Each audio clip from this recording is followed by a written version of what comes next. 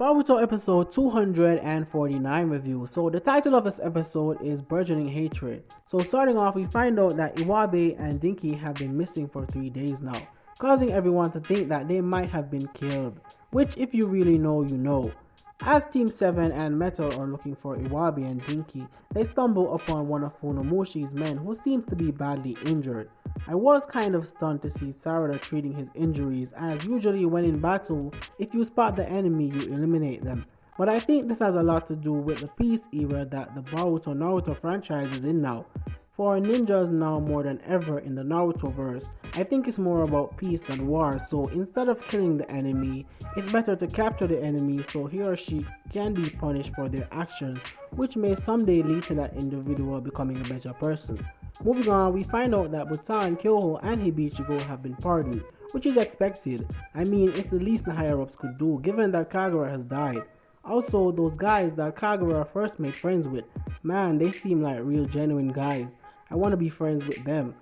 Moving on, we finally see Dinky and Iwabe return, and I have to say, I didn't think they would return that easily. I did think the others would have had to rescue them, but that's okay, I guess. We find out that Funamushi decided not to kill them after he found out that they were looking for food for the children. And when I saw this, it reminded me that these people, the Funato, are people too, and they also have feelings. The thing about war, especially for ones that last generations, is that a lot of these people fighting wars for past generations are people who were just born into it, and in their minds they're doing the right thing. Just like how Boruto and the others were born into the Leaf and are fighting for what they think is right. Moving on, we find out that Funamushi has died as a result of the battle between he and Team Sarada, and we also find out that Funamushi has a son. Now here's the interesting part. Funamushi's son hates Boruto for killing his father and now wants to kill Boruto in order to avenge his dad, which is the same way Boruto felt about Funamushi pertaining to Kagura's death.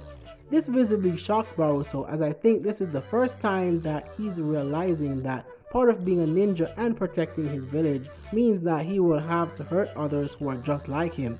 Which brings me back to what I was talking about earlier, with the new peace era that the Boruto Naruto franchise is in, as what is happening to Boruto has happened to many other shinobi before him, causing generations before Boruto to somewhat figure out solutions to these problems, and such solutions mainly comes from peace, which is why shinobi, for example Sarada, are taught to approach with peace if anger is not needed, as most times fighting fire with fire may just cause more fire, as seen with Boruto and Funamushi's son, even though in this case anger was needed as Funamushi wasn't going down without a fight, and that's how it goes sometimes, because as a ninja, you won't be able to always take the peaceful approach.